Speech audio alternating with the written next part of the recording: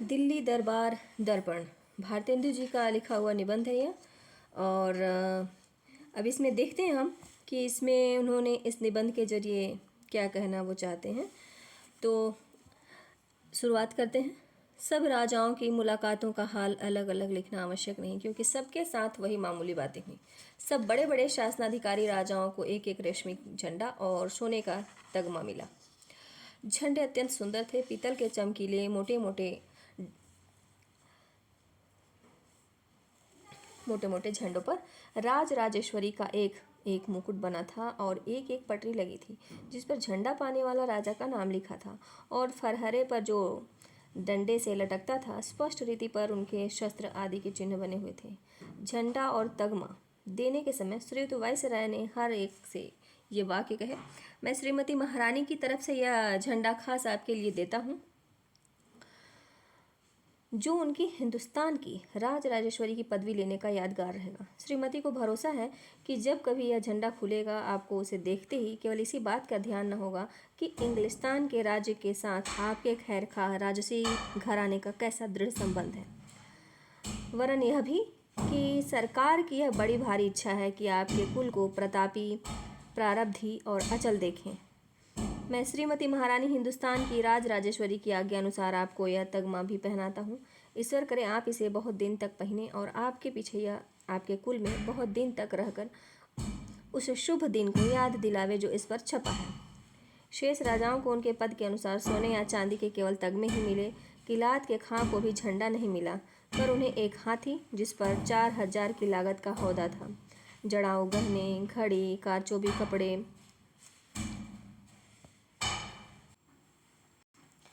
श्रीमती को भरोसा है कि जब कभी यह झंडा खुलेगा आपको उसे देखते ही केवल इसी बात का ध्यान न होगा कि इंग्लिस्तान के राज्य के साथ आपके खैरखा राजसी घराने का कैसा दृढ़ संबंध है, वरन यह भी कि सरकार की यह बड़ी भारी इच्छा है कि आपके कुल को प्रतापी, प्रारब्धी और अचल देखें। मैं श्रीमती महारानी हिंदुस्तान की राज राजेश्वरी की आज्ञा अनुसार आपको यह तगमा भी पहनाता हूँ। ईश्वर करे आप इसे बहुत दिन तक पहने और आपके पीछे या आपके कुल में बहुत दिन तक रहकर उस शुभ दिन को याद दिलावे जो इस पर छपा है। और शेष राजाओं को उनके पद के अनुसार सोने या चांदी के केवल तगमे ही मिले। किलात के खां को भी झंडा नहीं मिला, पर उन्हें एक हाथी जिस पर 4000 की लागत का हौदा था, जड़ाऊ गहने, खड़ी, कारचोबी, कपड़े, कमखाब के थान वगैरह सब मिलाकर 25,000 की चीज़ें तोहफे में मिली। यह बात किसी दूसरे के लिए नहीं थी। इसके सिवाय जो सरदार उनके साथ आए थे उन्हें भी किस्तियों में लगाकर 10,000 रुपये की चीज़ें दी गई। प्रायः लोगों को इस बात के जानने का उत्साह होगा कि खां का रूप और वस्त्र कैसा था। निसंदेह जो कपड़ा खां पहने थे वह उनके साथियों में बहुत अच्छा था, तो भी उनकी या उनके किसी साथी की शोभा उन मुगलों से बढ़कर न थी जो बाजार में मेवा लिए घूमा करते हैं। हाँ, कुछ फर्क या तो इतना था कि लंबी गझीन दाढ़ी के कारण खां साहब का चेहरा बड़ा भयानक था। इन्हें झंडा न मिलने के कारण यह समझना चाहिए कि यह बिल्कुल स्वतंत्र है। इन्हें आने और जाने के समय श्रीयुत वायसराय गलीचे के किनारे तक पहुंचा गए थे, पर बैठने के लिए इन्हें भी वायसराय के चबूतरे के नीचे वही कुर्सी मिली थी जो और राजाओं को। खां साहब के मिजाज से रूखापन बहुत है। एक प्रतिष्ठित बंगाली इनके डेरे पर मुलाकात के लिए गए थे। खां ने पूछा, क्यों आए हो? बाबू साहब ने कहा, आपकी मुलाकात को। इस पर खां बोले कि अच्छा, आप हमको देख चुके और हम आपको। अब जाइए। बहुत से छोटे छोटे राजाओं की बोलचाल का ढंग भी जिस समय वे वायसराय से मिलने आए थे संक्षेप में लिखने के योग्य हैं। कोई तो दूर ही से हाथ जोड़े और दो ऐसे थे कि जब एडिकाग के बदन झुकाकर इशारा करने पर भी उन्होंने सलाम न किया तो एडिकाग के पीठ पकड़कर उन्हें धीरे से झुका दिया। कोई बैठ कर उठना जानते ही न थे, यहाँ तक कि एडिकाग को उठो कहना पड़ता था। कोई झंडा, तगमा, सलामी और खिताब पाने पर भी एक शब्द धन्यवाद नहीं बोल सके, और कोई बेचारे इनमें से दो ही एक पदार्थ पाकर ऐसे प्रसन्न हुए कि श्रीयुत वायसराय पर अपनी जान और माल निछावर करने को तैयार थे। सब में बढ़कर बुद्धिमान हमें एक महात्मा दिख पड़े, जिनमें वायसराय ने कहा कि आपका नगर तीर्थ गिना जाता है। पर हम आशा करते हैं कि आप इस समय दिल्ली को भी तीर्थ ही के समान पाते हैं। इसके जवाब में वे बेधड़क बोल उठे कि यह जगह तो तीर्थों से बढ़कर है, जहाँ आप हमारे खुदा मौजूद हैं। नवाब लोहारों की भी अंग्रेजी में बातचीत सुनकर ऐसे बहुत कम होंगे जिन्हें हंसी न आई हो।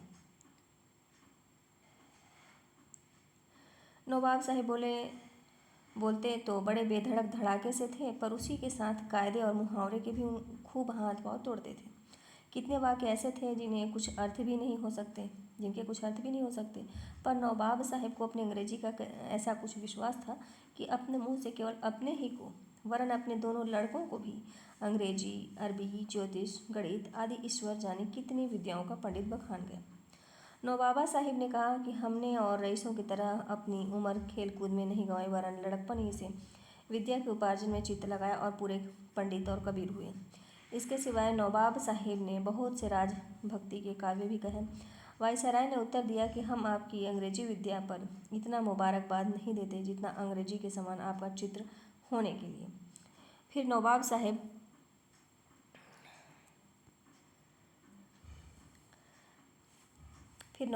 ने कहा कि मैंने इस भारी अवसर के वर्णन में अरबी और फारसी का एक पद्य ग्रंथ बनाया है, जिसे मैं चाहता हूँ कि किसी समय श्रीयुत को सुनाऊं। श्रीयुत ने जवाब दिया, मुझे भी कविता का बड़ा अनुराग है और मैं आपसे एक भाई कवि, ब्रदर पोएट देखकर बहुत प्रसन्न हुआ और आपकी कविता सुनने के लिए कोई अवकाश का समय अवश्य निकालूंगा।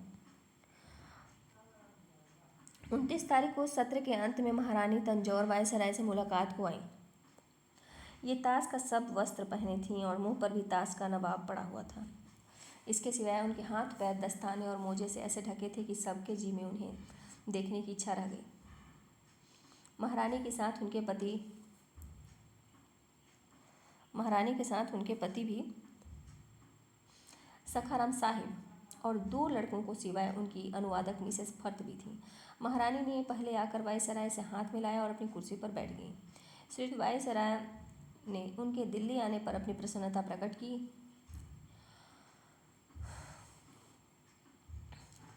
प्रकट की और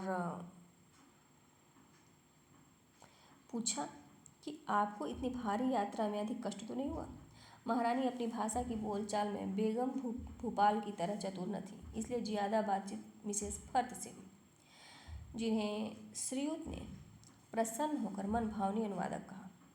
वायसराय किस बात के उत्तर में एक बार महारानी के मुंह से यस निकल गया, जिस पर श्रीयुत ने बड़ा हर्ष प्रकट किया कि महारानी अंग्रेजी भी बोल सकती हैं, पर अनुवादक मेम साहिब ने कहा कि वे अंग्रेजी में 2-4 शब्द से अधिक नहीं जानती।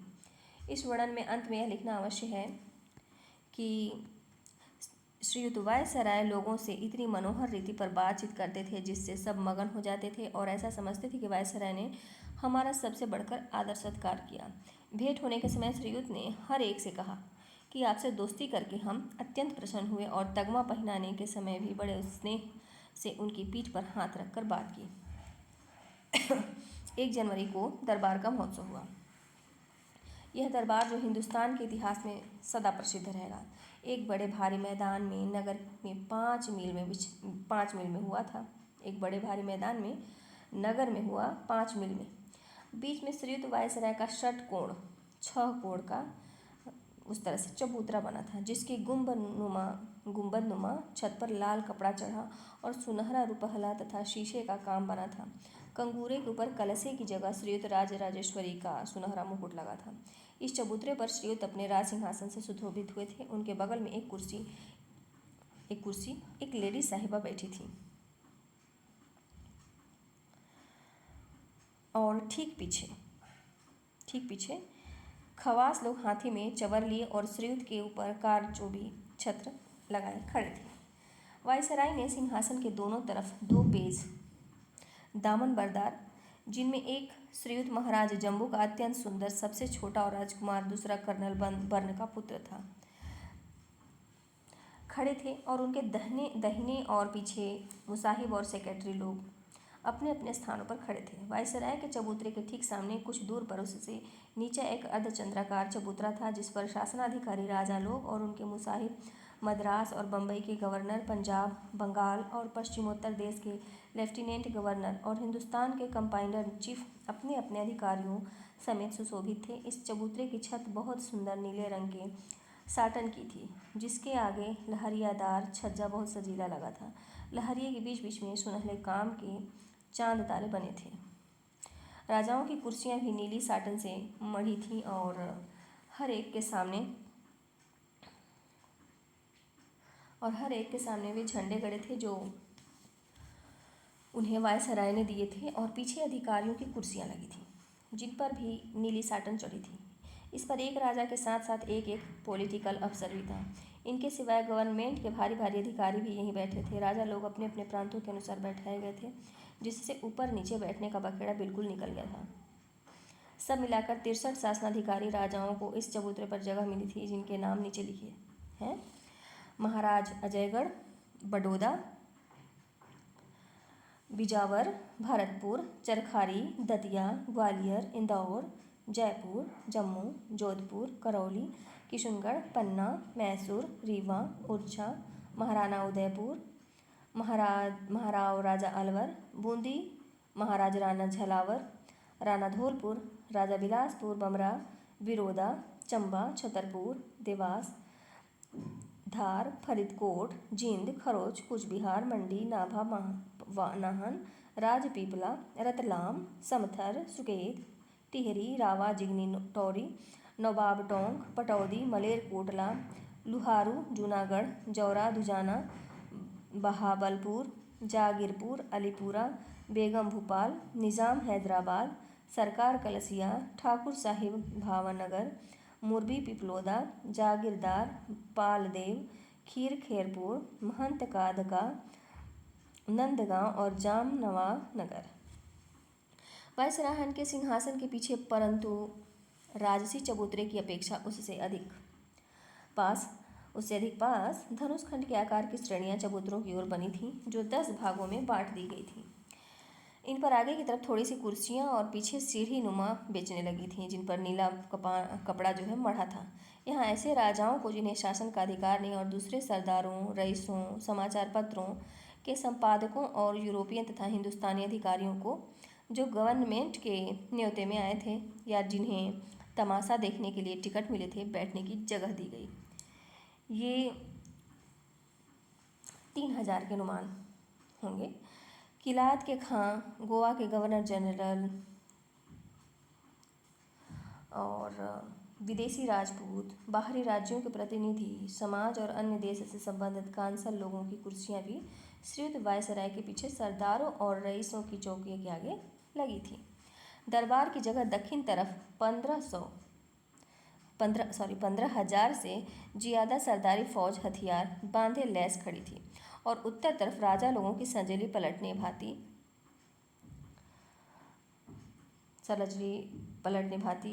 की वर्दी पहने और चित्र विचित्र शस्त्र धारण किए बांधी खड़ी थी। इन सब की शोभा देखने के काम रखती थी। इसके सिवाय राजा लोगों के हाथियों के परे, जिन पर सुनहली अमार या कुर्सी थी और कारचोबी झूले पड़ी थी, तोपों की कतारें, सवारों की नंगी तलवारों और भालों की चमक, फरहरों का उड़ना और 2 लाख के अनुमान तमाशा देखने वालों की भीड़ भी जो मैदान में डटी थी, यह ऐसा समाधि दिखलाती थी, जिन्हें देख तो जहाँ था वहीं हक्का बक्का हो खड़ा रह जाता था। वायसराय के सिंहासन के दोनों तरफ हाईलैंडर लोगों का गार्ड ऑनर और बाजे वाले थे, और शासनाधिकारी राजाओं के चबूतरे पर जाने के जो रास्ते बाहर की तरफ थे, उनके दोनों ओर भी गार्ड ऑनर खड़े थे। 11:15 बजे तब सब लोग, दरबारी लोग जितने थे, अपनी अपनी जगहों पर आ गए थे। ठीक 12 बजे श्रीयुत वायसराय की सवारी पहुंची और धनुषखंड आकार के चबूतरों की श्रेणियों के पास एक छोटे से खेमे के दरवाजे पर ठहरी। सवारी पहुंचते ही बिल्कुल फौज ने शस्त्रों से सलामी उतारी, तब पर तोपें नहीं छोड़ी गई। खेमे में श्रीयुत ने जाकर स्टार और ऑफ इंडिया के परम प्रतिष्ठित पद के ग्रांड मास्टर का वस्त्र धारण किया। यहाँ से श्रीयुत राजसी छत्र के तले अपने राज सिंहासन की ओर बढ़े। श्री लेडी लिटन श्रीयुत के साथ थी, और दोनों दामन बरदार बालक, जिनका हाल ऊपर लिखा गया है। पीछे दो तरफ से दामन उठाए हुए थे। श्रीयुत के आगे आगे उनके स्टाफ के अधिकारी लोग थे। श्रीयुत के चलते ही बंदीजन हेरल्ड लोगों ने अपनी तुरहिया एक साथ मधुर रीति पर बजाई और फौजी बाजे से ग्रांड मार्च बजने लगा।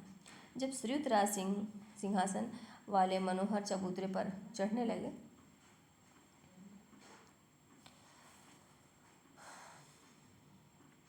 तो ग्रांड मार्च का बाजा बंद हो गया। जब वो मनोहर चबूतरे पर चढ़ने लगे तो ग्रांड मार्च का बाजा बंद हो गया और नेशनल एंथेम अर्थात गॉड सेव दी क्वीन ईश्वर महारानी को चिरंजीवी रखे का बाजा बजने लगा और गार्ड्स ऑफ ऑनर ने प्रतिष्ठा के लिए अपने शस्त्र झुका दिए।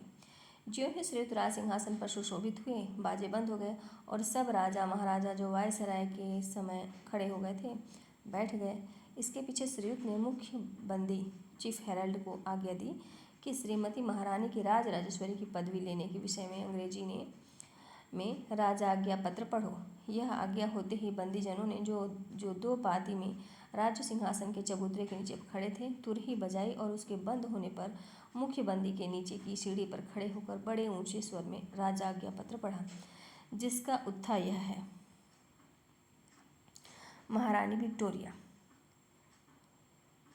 ऐसी अवस्था में कि हाल में पार्लियामेंट की जो सभा है उसमें एक एक्ट पास हुआ जिसके द्वारा परम कृपालु महारानी को यह अधिकार मिला है कि यूनाइटेड किंगडम और उसके अधीन देशों की राज्य संबंधी पदवियों और प्रशस्तियों में श्रीमती जो कुछ चाहे बढ़ा ले।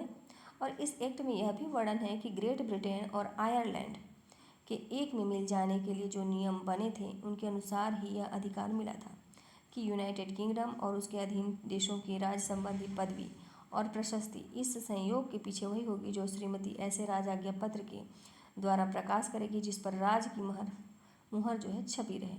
और इस एक्ट में यह भी वर्णन है कि ऊपर लिखे हुए नियम और राजाज्ञा पत्र के अनुसार जो 1 जनवरी सन 1801 को राजसी मुहर होने के पीछे प्रकाश किया गया। हमने यह पदवी ली विक्टोरिया ईश्वर की कृपा से ग्रेट ब्रिटेन और आयरलैंड के संयुक्त राज्य की महारानी स्वधर्म रक्षणी। और इस एक्ट में यह भी वर्णन है कि उस नियम के अनुसार जो हिंदुस्तान के उत्तम शासन के हेतु बनाया गया था। हिंदुस्तान के राज का अधिकार जो उस समय हमारी ओर से ईस्ट इंडिया कंपनी को सुपुर्द था अब हमारे निज अधिकार में आ गया और हमारे नाम से उसका शासन होगा। इस नए अधिकार की हमको कोई विशेष पदवी लें और इन सब वर्णनों के अनंतर इस एक्ट में यह नियम सिद्ध किया गया है कि ऊपर लिखी हुई बात के स्मरण निमित्त कि हमने अपने किए हुए राजाज्ञा पत्र के अनुसार मतलब द्वारा हिंदुस्तान के शासन का अधिकार अपने हाथ में ले लिया। हमको यह योग्यता होगी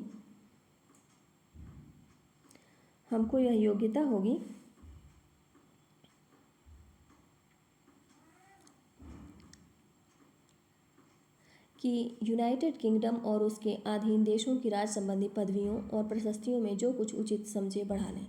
इसलिए अब हम अपने प्रिवी काउंसिल की सम्मति से योग्य समझकर यह प्रचलित और प्रकाशित करते हैं कि आगे को जहाँ सुगमता के साथ हो सके सब अवसरों में और संपूर्ण राजपत्रों पर जिन पे हमारी पदवियाँ और प्रशस्तियाँ लिखी जाती हैं सिवाय सनद, कमीशन, अधिकारदायक पत्र, ज्ञान पत्र, आज्ञा पत्र, नियोग पत्र और इस प्रकार के दूसरे पत्रों के जिनका प्रचार यूनाइटेड किंगडम से बाहर नहीं है। यूनाइटेड किंगडम और उसके अधीन देशों की राज संबंधी पदवियों में नीचे लिखा हुआ वाक्य मिला दिया जाए अर्थात लैटिन भाषा में इंडई एम्परेटिक्स हिंदुस्तान की राज राजेश्वरी और अंग्रेजी भाषा में एम्प्रेस ऑफ इंडिया। और हमारी यह इच्छा और प्रसन्नता है कि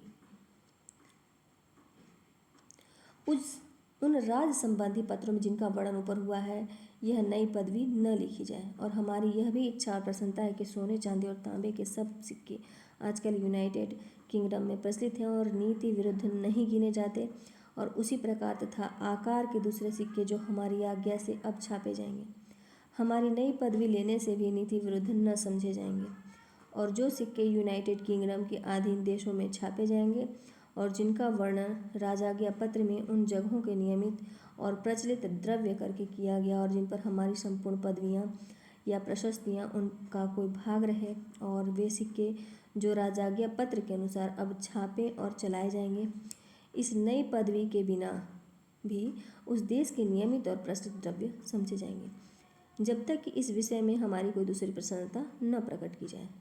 हमारे विंडसर को कचहरी से 28 अप्रैल को 1876 के सन में हमारे राज के 39वें बरस में प्रसिद्ध किया गया। ईश्वर महारानी को चिरंजीवी रखे। जब चीफ हेराल्ड राजाज्ञा पत्र को अंग्रेजी में पढ़ चुका तो हेराल्ड लोगों ने फिर तुरही बजाई। इसके पीछे फॉरेन सेक्रेटरी ने उर्दू में तर्जुमा पढ़ा। इसके समाप्त होते ही बादशाही झंडा खड़ा किया गया और तोपखाने से जो दरबार के मैदान में मौजूद था 101 तोपों की सलामी हुई। 34 सलामी होने के बाद बंदूकों की बाढ़ें दगी और जब 101 सलामियाँ तोपों से हो चुकी तब फिर बाढ़ छुटी और नेशनल एंथेम का बाजा बजने लगा। इसके अनंतर श्रीयुत वायसराय समाज को एड्रेस करने के अभिप्राय से खड़े हुए। श्रीयुत वायसराय के खड़े होते ही सामने के चबूतरे पर जितने बड़े बड़े राजा लोग और गवर्नर आदि अधिकारी थे खड़े हुए, पर श्रीयुत ने बड़े ही आदर के साथ दोनों हाथों से हिंदुस्तानी रीति पर कई बार सलाम करके सबसे बैठ जाने का इशारा किया। यह काम श्रीयुत का जिससे हम लोगों की छाती दुनी हो गई। पायोनियर सरीखे अंग्रेजी समाचार पत्रों के संपादकों को बहुत बुरा लगा, जिनकी समझ में वायसराय का हिंदुस्तानी तरह पर सलाम करना बड़े हेठाई और लज्जा की बात थी। खैर, यह तो इन अंग्रेजी अखबार वालों की मामूली बातें हैं। श्रीयुत वायसराय ने जो उत्तम एड्रेस पढ़ा उसका तर्जमा हम नीचे लिखते हैं। सन 1858 ईस्वी को 1 नवंबर को श्रीमती महारानी की ओर से एक इश्तिहार जारी हुआ था जिसमें हिंदुस्तान के रईसों और प्रजा को श्रीमती की कृपा का विश्वास कराया गया था, जिसको उस दिन से आज तक वे लोग राज संबंधी बातों में बड़ा अनमोल प्राण समझते हैं, मतलब प्रमाण समझते, प्राण नहीं। वे प्रतिज्ञा एक ऐसी महारानी की ओर से हुई थी जिन्होंने आज तक अपनी बात को कभी नहीं तोड़ा, इसलिए हम अपने मुंह से फिर उनका निश्चय करना व्यर्थ है। 18 बरस की लगातार उन्नति ही उनको सत्य करती है और यह भारी समागम भी उनके पूरे उतरने का प्रत्यक्ष प्रमाण है। इस राज के रईस और प्रजा को अपनी अपनी परंपरा की प्रतिष्ठा निर्विघ्न भोगते रहे और जिनकी अपनी उचित लाभों की उन्नति के यत्न में सदा रक्षा होती रही, उनके वास्ते सरकार की पिछले समय की उदारता और न्याय आगे की पक्की जमानत हो गई। हम लोग इस समय श्रीमती महारानी के राज राजेश्वरी की पदवी लेने का समाचार प्रसिद्ध करने के लिए इकट्ठे हुए हैं और यहाँ महारानी के प्रतिनिधि होने की योग्यता से मुझे अवश्य है कि श्रीमती के उस कृपायुक्त अभिप्राय को सब पर प्रकट करूं, जिसके कारण श्रीमती ने अपने परंपरा की पदवी और प्रशस्ति एक पद और बढ़ाया। पृथ्वी पर श्रीमती महारानी के अधिकार में जितने देश हैं जिनका विस्तार भूगोल के 7वें भाग से कम नहीं है और जिनमें 30 करोड़ आदमी बसते हैं, उनमें से इस और प्राचीन राज्य के समान श्रीमती किसी दूसरे देश पर कृपा दृष्टि नहीं रखती। सब जगह और सढ़ा इंग्लिस्तान के बादशाहों की सेवा में प्रवीण और पराक्रमी सेवक रहते आए हैं, परंतु उनसे बढ़कर कोई पुरुषार्थी नहीं हुए जिनकी बुद्धि और वीरता से हिंदुस्तान का राज सरकार के हाथ लगे और बराबर अधिकार में बना रहे। इस कठिन काम में जिसमें श्रीमती की अंग्रेजी और देसी प्रजा ने मिलकर भली भांति परिश्रम किया है, श्रीमती के बड़े बड़े स्नेही और सहायक राजाओं ने शुभचिंतकता के साथ सहायता दी है, जिसकी सेना ने लड़ाई की मेहनत और जीत में श्रीमती को सेना का साथ दिया है। बुद्धिपूर्वक सत्यशीलता के कारण मेल के लाभ बने रहे और फैलते गए हैं और जिनका आज यहाँ वर्तमान होना, जो कि श्रीमती के राज राजेश्वरी की पदवी लेने का शुभ दिन है, इस बात का प्रमाण है कि वे श्रीमती के अधिकार की उत्तमता में विश्वास रखते हैं और उनके राज में एका बने रहने में अपना भला समझते हैं।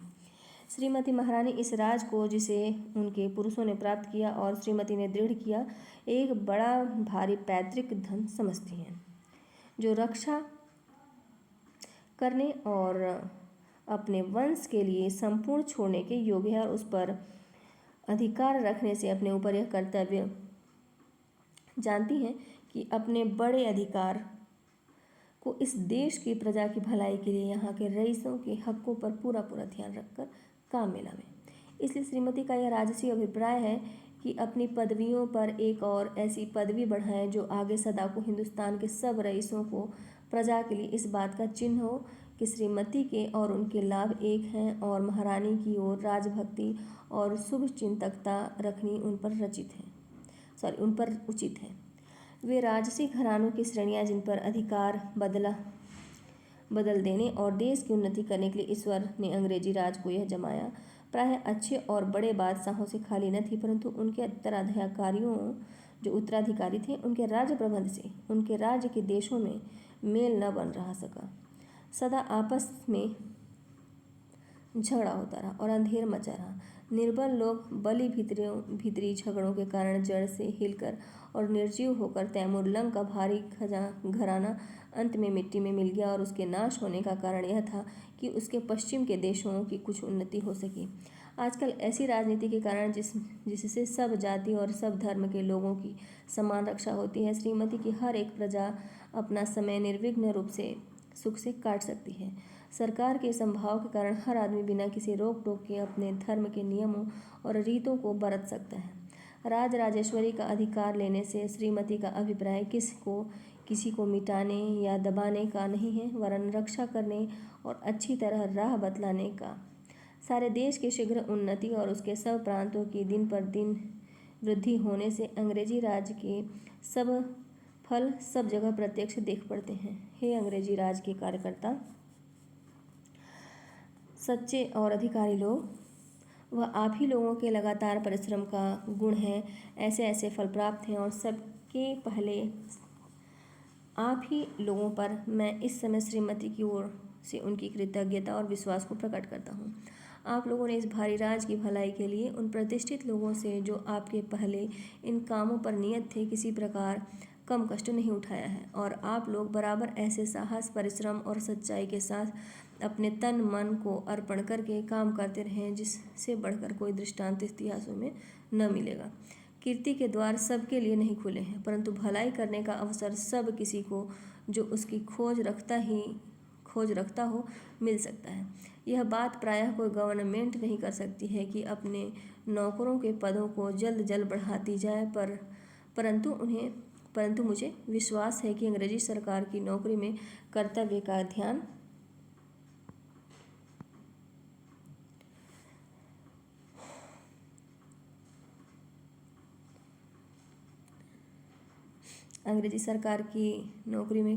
ध्यान और स्वामी की सेवा में तन मन का अर्पण कर देना, ये दोनों बातें निज प्रतिष्ठा और लाभ की अपेक्षा सदा बढ़कर समझी जाएंगी। यह बात सदा से होती आई है और होती रहेगी कि इस देश के प्रबंध के बहुत से भारी भारी और लाभदायक काम प्रायः बड़े बड़े प्रतिष्ठित अधिकारियों ने नहीं किए हैं, वरन जिले के उन अफसरों ने जिनकी धैर्यपूर्वक चतुराई और साहस का संपूर्ण प्रबंध का अच्छा उतरना सब प्रकाराधीन है। श्रीमती की ओर से राजकाज संबंधी और सेना संबंधी अधिकारियों के विषय में जितनी गुणग्राह्यता और प्रशंसा प्रकट करूं थोड़ी है, क्योंकि ये तमाम हिंदुस्तान में ऐसे सूक्ष्म और कठिन कामों को अत्यंत उत्तम रीति पर करते रहे हैं, और जिनसे बढ़कर सूक्ष्म और कठिन काम सरकार अधिक से अधिक विश्वास पात्र मनुष्य को नहीं सौंप सकती है। राजकाज संबंधी और सेना संबंधी अधिकारियों जो कमसीनी में इतने भारी जिम्मे के कामों का मुकर्रर होकर बड़े परिश्रम चाहने वाले नियमों पर तन मन से चलते हों, और जो निज पौरुष से उन जातियों के बीच राज्य प्रबंध के कठिन काम को करते हों जिनकी भाषा, धर्म और रीतें आप लोगों से भिन्न हैं। मैं ईश्वर से प्रार्थना करता हूँ कि अपने अपने कठिन कामों को दृढ़ परंतु कोमल रीति पर करने के समय आपको इस बात का भरोसा रहे कि जिस समय आप लोग अपनी जाति की बड़ी कीर्ति को थामे हुए हैं, अपने धर्म के दयाशील आज्ञाओं को मानते हैं, उसी के साथ आप इस देश के सब जाति और धर्म के लोगों पर उत्तम प्रबंध के अनमोल लाभों को फैलाते हैं। उस पश्चिम की सभ्यता के नियमों को बुद्धिमानी के साथ फैलाने के लिए, जिससे इस भारी राज्य का धन बराबर बढ़ता रहे। हिंदुस्तान पर केवल सरकारी अधिकारियों ही का एहसान नहीं है, वरन यदि मैं इस अवसर पर श्रीमती की उस यूरोपियन प्रजा को जो हिंदुस्तान में रहती है पर सरकारी नौकर नहीं है, इस बात का विश्वास कराऊं कि श्रीमती उन लोगों के केवल उस राजभक्ति ही की गुण ग्राहकता नहीं करती जो वे लोग उनके और उनके सिंहासन के साथ रखते हैं, किंतु उन लाभों को भी जानती और मानती है जो उन लोगों के परिश्रम से हिंदुस्तान को प्राप्त होते हैं, तो मैं अपने पूज्य स्वामिनी के विचारों को अच्छी तरह से वर्णन करने का दोषी ठहरूंगा।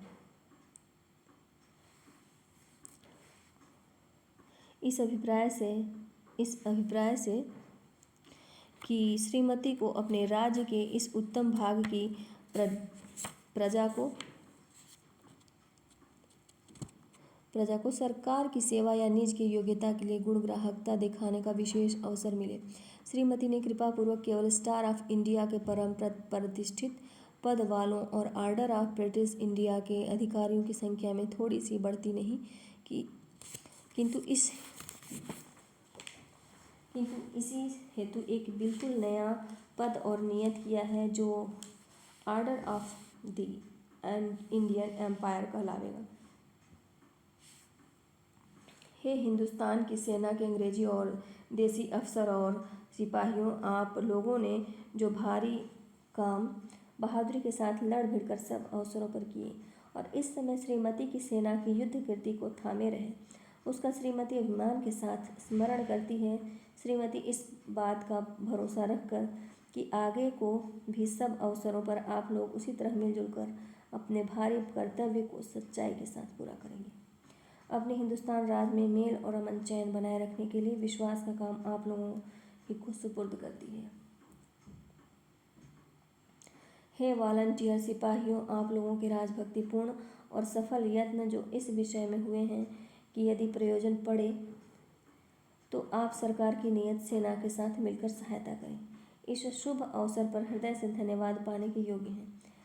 हे इस देश के सरदार और रईस लोग, जिनकी राजभक्ति इस राज के बल को पुष्ट करने वाली है और जिनकी उन्नति इस प्रताप का कारण है, श्रीमती महारानी आपको यह विश्वास करके धन्यवाद देती हैं कि यदि इस राज के लाभों में कोई विघ्न डाले या उसे किसी तरह का भय हो तो आप लोग उसकी रक्षा के लिए तैयार हो जाएं। मैं श्रीमती की ओर से उनके नाम से दिल्ली आने के लिए आप लोगों का जी से स्वागत करता हूँ और इस बड़े अवसर पर आप लोगों के इकट्ठे होने को इंग्लिस्तान के राज सिंहासन की और आप लोगों की उस राजभक्ति का प्रत्यक्ष प्रमाण गिनता हूँ। और श्रीमान प्रिंस ऑफ वेल्स के इस देश में आने के समय आप लोगों ने दृढ़ रीत पर प्रकट की थी। श्रीमती महारानी आपके स्वार्थ को अपना स्वार्थ समझती हैं और अंग्रेजी राज के साथ उसके कर देने वाले और स्नेही राजा लोगों को जो शुभ संयोग से संबंध है, उसके विश्वास को दृढ़ करने और उसके मेलजोल को अचल करने ही के अभिप्राय से श्रीमती ने अनुग्रह करके वह राजसी पदवी ली है जिसे आज हम लोग प्रसिद्ध करते हैं। है हिंदुस्तान के राज राजेश्वरी के देसी प्रजा लोग, इस राज्य की वर्तमान दशा और उसके नित्य के लाभ के लिए अवश्य है कि उसके प्रबंध को जांचने और सुधारने का मुख्य अधिकार ऐसे अंग्रेजी अफसरों को सुपुर्द की जाए जिन्होंने राजकाज के उन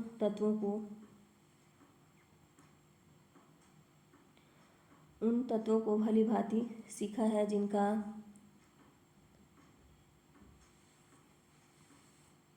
जिनका बर्ताव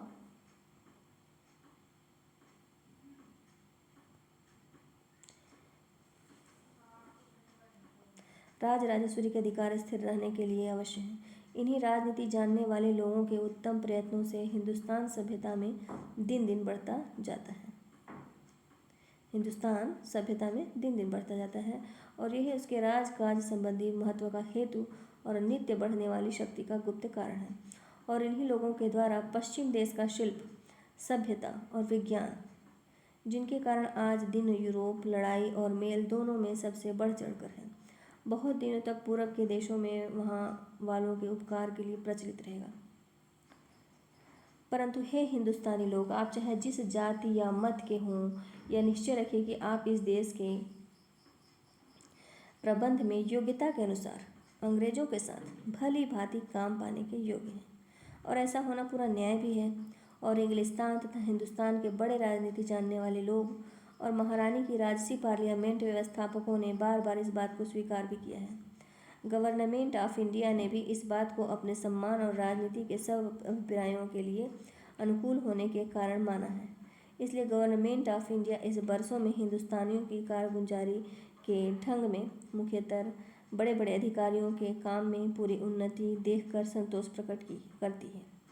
इस बड़े राज्य का प्रबंध जिन लोगों के हाथ में सौंपा गया है, उनमें केवल बुद्धि ही के प्रबल होने की आवश्यकता नहीं है, वरन उत्तम आचरण और सामाजिक योग्यता की भी वही सी ही आवश्यकता है। इसलिए जो लोग कुल, पद और परंपरा के अधिकार के कारण आप लोगों में स्वाभाविक ही उत्तम हैं, उन्हें अपने को और संतान की केवल उस शिक्षा के द्वारा योग्य करना है जिससे कि वे श्रीमती महारानी अपनी राजराजेश्वरी की गवर्नमेंट की राजनीति के तत्वों को समझें और काम में ला सकें, और इस रीत के उन पदों के योग्य हों जिनके द्वार उनके लिए खुले हैं। राजभक्ति, धर्म, अपक्षपात, सत्य और साहस देश संबंधी मुख्य धर्म है। उनका सहज रीत पर बर्ताव करना आप लोगों के लिए बहुत आवश्यक है, और तब श्रीमती की गवर्नमेंट राज्य के प्रबंध में आप लोगों की सहायता बड़े आनंद से अंगीकार करेगी, क्योंकि पृथ्वी के जिन जिन भागों में सरकार का राज है, वहाँ गवर्नमेंट अपनी सेना के बल पर उतना भरोसा नहीं रखती जितना कि अपनी संतुष्ट और एकजी प्रजा की सहायता पर, जो अपने राज्य के वर्तमान रहने ही में अपना नित्य मंगल समझकर सिंहासन के चारों ओर जी से सहायता करने के लिए इकट्ठे हो जाते हैं। श्रीमती महारानी निबल राज्यों को जीतने या आसपास रियासतों को मिला लेने से हिंदुस्तान के राज की उन्नति नहीं समझती, वरन इस बात में कि इस कोमल और न्याय युक्त राज शासन को निरुपद्रव बराबर चलाने से इस देश की प्रजा क्रम से चतुराई और बुद्धिमानी के साथ भागी है, जो उनका स्नेह और कर्तव्य केवल अपने ही राज से नहीं है, वरन श्रीमती शुद्ध चित्त से यह भी इच्छा रखती है कि जो राजा लोग इस बड़े राज की सीमा पर हैं और महारानी के प्रताप की छाया में रहकर बहुत दिनों से स्वाधीनता का सुख भोगते आए हैं, उनके निष्कपट भाव और मित्रता को दृढ़ रखें। परंतु यदि इस राज के अमन चैन में किसी प्रकार की बाहरी उपद्रव की शंका होगी, तो श्रीमती हिंदुस्तान की राजराजेश्वरी अपनी पैतृक राज की रक्षा करना खूब जानती है। यदि कोई विदेशी शत्रु हिंदुस्तान के इस महाराज पर चढ़ाई करें, तो मानो उसने पूरब के सब राजाओं से शत्रुता की, और उस दशा में श्रीमती जो अपने राज के अपार बल, अपने स्नेही और कर देने वाले राजाओं की वीरता और राजभक्ति और अपनी प्रजा के स्नेह और शुभचिंतकता के कारण इस बात की भरपूर शक्ति है कि उसे परास्त कर दें, दंड दें। इस अवसर पर उन पूरब के राजाओं के प्रतिनिधियों का वर्तमान होना, जिन्होंने दूर दूर देशों से श्रीमती को इस शुभ समारंभ के लिए बधाई दी है, गवर्नमेंट ऑफ इंडिया के मेल के अभिप्राय और आसपास के राजाओं के साथ उसके मित्र का स्पष्ट प्रमाण है। मैं चाहता हूँ कि श्रीमती की हिंदुस्तानी गवर्नमेंट की तरफ से श्रीयुत खान किलात और उन राजदूतों को जो इस अवसर पर श्रीमती के स्नेही राजाओं के प्रतिनिधि होकर दूर दूर से अंग्रेजी राज में आए हैं, और अपने प्रतिष्ठित पाहुने श्रीयुत गवर्नर जनरल गोवा और बाहरी काउंसिलों को स्वागत करूं। हे हिंदुस्तान के रईस और प्रजा लोग, मैं आनंद के साथ आप लोगों को वह कृपापूर्वक संदेशा जो श्रीमती महारानी आप लोगों की राजराजेश्वरी ने आज आप लोगों को अपने राजसी और राजस्वरीय नाम से भेजा है, सुनाता हूँ। जो वाक्य श्रीमती के यहाँ से आज सवेरे तार के द्वारा मेरे पास पहुँचे हैं, ये हैं। हम विक्टोरिया ईश्वर की कृपा से संयुक्त राज्य की महारानी, ग्रेट ब्रिटेन और आयरलैंड की महारानी, हिंदुस्तान की राजराजेश्वरी अपने वायसराय के द्वारा अपने सब काज काम संबंधी और सेना संबंधी अधिकारियों, रईसों, सरदारों और प्रजा को जो इस समय दिल्ली की में इकट्ठे हैं, अपना राजसी राजराजेश्वरी आशीर्वाद भेजते हैं और उस भारी कृपा और पूर्ण स्नेह का विश्वास कराते हैं जो हम अपने हिंदुस्तान के महाराज की प्रजा की ओर रखते हैं। हमको यह देखकर जी से प्रसन्नता हुई है कि हमारे प्यारे पुत्र का इन लोगों ने कैसा कुछ आदर सत्कार किया और अपने कुल और सिंहासन की ओर उनकी राजभक्ति और स्नेह के इस प्रमाण से हमारे जी पर बहुत असर हुआ।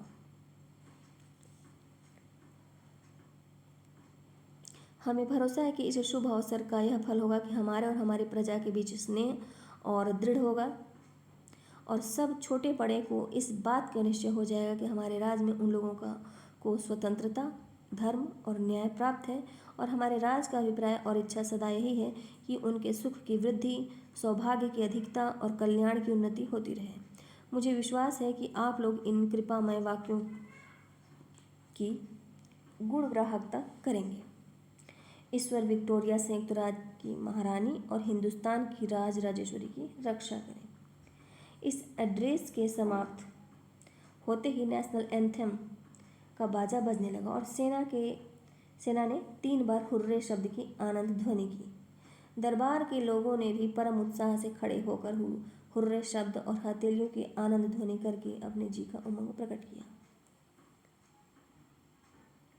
महाराज सिंधिया निजाम की ओर से सर सालार जग राजपुताना के महाराजों की तरफ से महाराज जयपुर, बेगम भोपाल, महाराज कश्मीर और दूसरे सरदारों ने खड़े होकर एक दूसरे को बधाई दी और अपनी राजभक्ति प्रकट की। इसके अनंतर श्री वायसराय ने आज्ञा दी कि दरबार हो चुका एक दूसरे को बधाई दी और अपनी राजभक्ति प्रकट की। इसके अनंतर श्री वायसराय ने आज्ञा की कि दरबार हो चुका। अपनी 4 घोड़े की गाड़ी पर चढ़कर अपने खेमे को रवाना हुए। तो इस निबंध से हमें यह शिक्षा मिलती है कि दिल्ली दरबार में बड़े बड़े शासनाधिकारी राजाओं को एक रेशमी झंडा और सोने का तमगा दिया था। मतलब ये निबंध अब हो गया। अब इसमें क्या इसका सार निकलता है इसको हम बताते हैं। पीतल के चमकीले चमकीले मोटे मोटे झंडों पर राजराजेश्वरी का एक एक मुकुट बना था और एक एक पट्टी लगी थी जिस पर झंडा प्राप्त करने वाले राजा का नाम क्या था? खुदा था। झंडे से लटकते फरहरे पर राजाओं के शस्त्र के चिन्ह बने हुए थे। झंडे पर क्या बना था? राजाओं के शस्त्र बने हुए थे। शासनाधिकारी राजाओं को झंडा तथा तमगा देने के समय वायसराय ने हर एक से निम्नलिखित वाक्य कहे थे। पहला है, महारानी की तरफ से दिया गया कि यह झंडा उनके हिंदुस्तान की राजराजेश्वरी की पदवी लेने का यादगार रहेगा। दूसरा, यह झंडा आपको यह याद दिलाएगा कि इंग्लिस्तान व राज्य के साथ आपके खैरखा राजसी घरानों से दृढ़ संबंध था। तीसरा, सरदार की प्रबल इच्छा है कि वह आपके कुल को प्रतापी और प्रारब्धी और अचल देखे। महाराजी हिंदुस्तान की राजराजेश्वरी की आज्ञा अनुसार यह तमगा आपको पहचानता हूँ। ईश्वर करे आप इसे बहुत दिनों तक पहुँचे। आपके पीछे आपके कुल में यह बहुत दिनों तक उस शुभ दिन की याद दिलाए। महारानी के दिल्ली दरबार में जो शेष राजा थे उनके पद के अनुसार सोने या चांदी के केवल तमगे ही। तो बस इतना ही। आप सभी को धन्यवाद।